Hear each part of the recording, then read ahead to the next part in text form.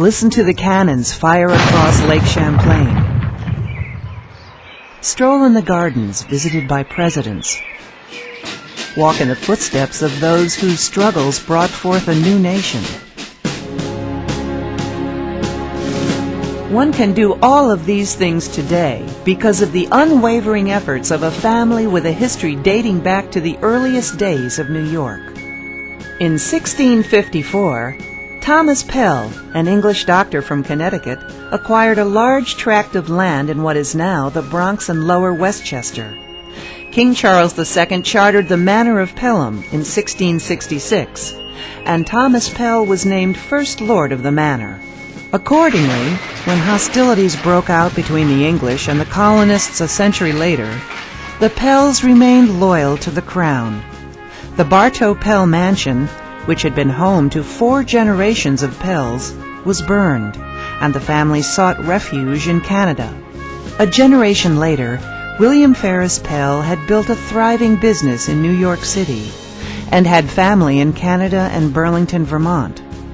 On frequent steamship voyages to and from New York City via Lake Champlain and the Hudson River, the hulking ruins of Fort Ticonderoga haunted him.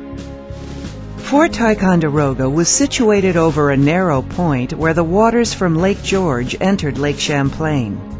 Control of this strategic narrows meant control of the north-south water highway created by the lakes and the Hudson River. First fortified by the French, the flag of England waved over the bastions in the early morning hours of May 10, 1775. Benedict Arnold, Ethan Allen, and the Green Mountain Boys swept across Lake Champlain and seized the sleeping garrison in an early American victory in the Revolutionary War. Following the American victory at Saratoga, the fort was abandoned and fell into disrepair. In 1820, Pell purchased the ruins of the fort and the surrounding garrison grounds to preserve for posterity. This acquisition launched an epic effort with the very existence of this unique historic resource at stake.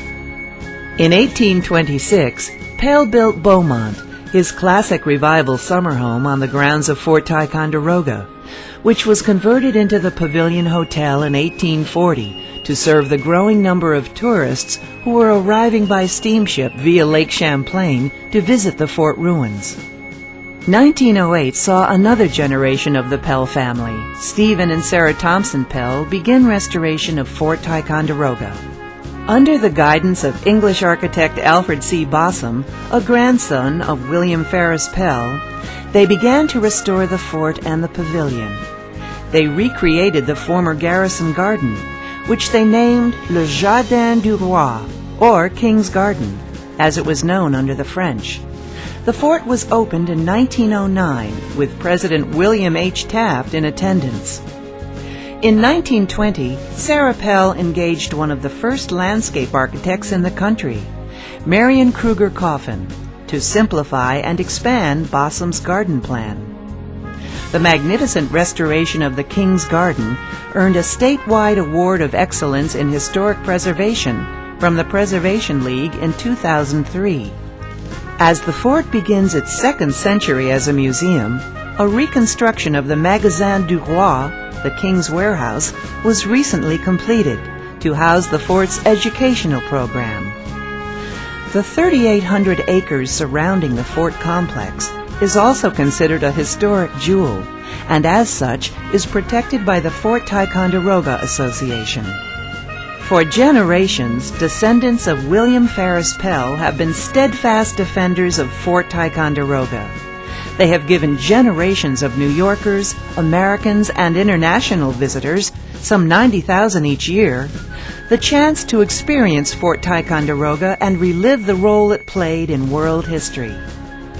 For their efforts to protect this historic place, we recognize the Pell family as a pillar of New York.